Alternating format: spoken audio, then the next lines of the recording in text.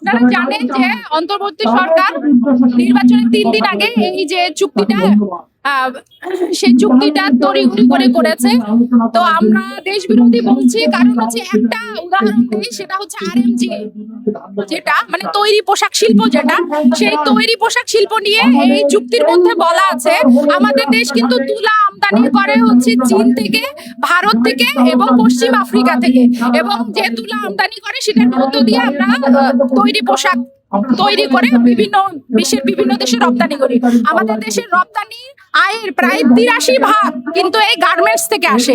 তাহলে এই চুক্তির মধ্যে বলা আছে যে আমাদের দেশে যে তুলা, সেই তুলা গার্মেন্টস মালিকদের কিনতে হবে কার কাছ থেকে?